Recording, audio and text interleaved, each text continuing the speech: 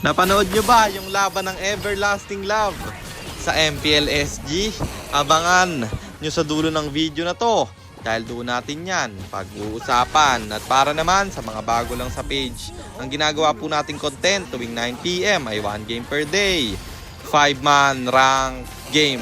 Hi guys, nandito na tayo sa 571st day ng 1 game per day, and ang standing natin bago yung game na to ay 481, 89, 481 wins and 89 losses. Sa game na to, last pick na naman tayo pre, naban yung Hayabusa. Gusto ko sanang mag-Isan Shin pero naalala ko yung pagkakamali ko noon na natalo tayo dahil nag-YSS ako. Kaya Bruno ang napili ko dito.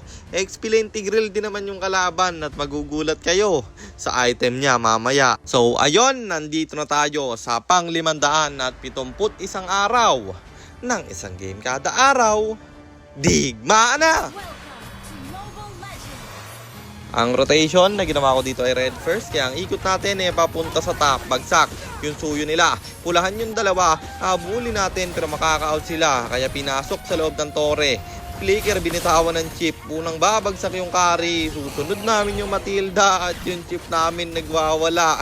Nag-suicide para mapitas yung Novaria nila, kaso lang siya'y nakatakas pa. After nun, dumiretso tayo sa turtle na ating sanang ibaburst pero kukontest mga kalaban. Tigreal na microhan pero yung turtle kanilang makukuha. At syempre tayo yahabol kasi gusto natin ng trade.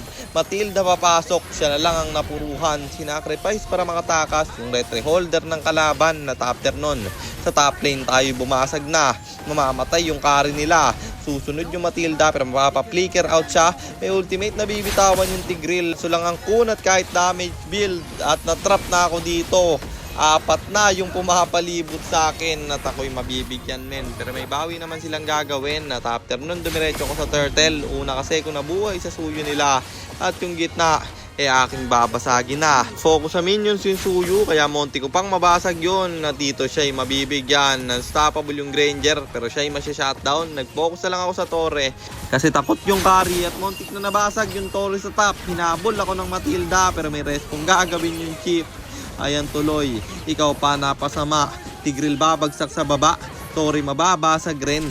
At yung Lord aking sisimulan men. Kokontest pa sana yung suyo pero pinukusan ko yung hero at mananakbo siya, mapapatay ng Pobius pero hindi pa rin tumitigil yung mga kalaban kahit wala silang retry holder. Gusto nilang kumontes, pinukusan namin yung Matilda, siya'y babagsak at yung Tigreal hahabulin. May set na gagawin pero ako'y makaka-out men. At yung Lord dito ay i-reverse ko na. Wala yung retry holder nila kaya libre ko yung makukuha. Pwede nang i-recta to sa gitna. Carry pa, palag pa, siya ay mamamatay. At top lane naman ang aming babasagin. Suyo dito papalagmin pero Tigreal lang mapupuruhan. Naka-damage build kasi siya man. Talagang malalambot yan. Sabay basag ng tore sa gitna.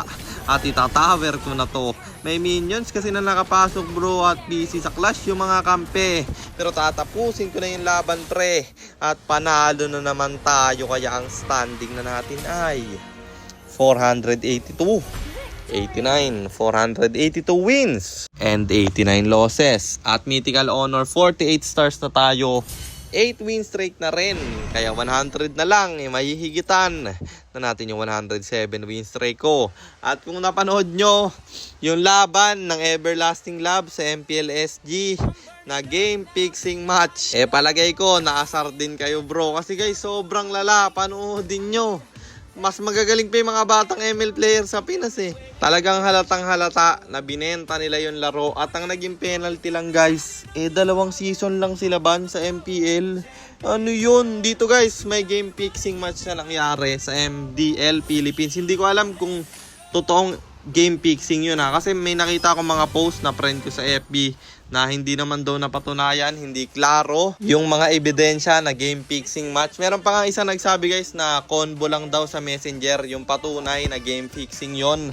Pero ewan natin kung game fixing talaga.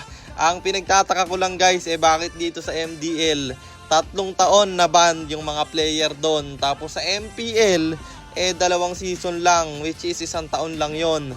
At yon, sana guys lalaan yung ban dun sa mga player ng Everlasting Love. Kasi guys, halatang halata talagang benta. I-search nyo sa YouTube, makikita nyo, napakalala. At yun lang, sana meron kayo natutunan sa content natin na to. Kung meron man, pakishare lang, then after nyo i-share. Mag-comment na rin kayo ng pa-shoutout para ma-shoutout ko kayo sa mga next nating content. At i-comment nyo na rin ang inyong mga katanungan kasi baka malay mo sa next nating content.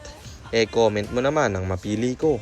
At kung nagustuhan nyo yung item at emblem na gamit ko sa game na yon, eto yon. Tough Boots, Saskloss, Berserker's Fury Windtalker, Malefic Gunner Winter Crown or Immortality, and then Rose Gold Meteor pang buy and sell. Emblem natin Assassin, tala natin Swift, Seasoned Hunter, plus Quantum Charge at syempre Retribution kasi jungle tayo doon. At para naman sa mga gustong magpapilot ng ML account, mag-PM lang kayo, nagre-reply ako. At syempre, may bayad yon. Kahit hanggang anong rank pwede nyo ipapilot, kahit anong hero pwede nyo ipaspam, basta may additional payment pag magpapaspam kayo ng hero.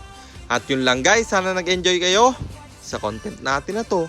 At shoutout sa Jose Jan, kay Jose Brian Barret, kay Rancy Place at kay Rainjob Porta. Maraming salamat sa inyong suporta. Ingat kayo palagi. God bless. Paalam!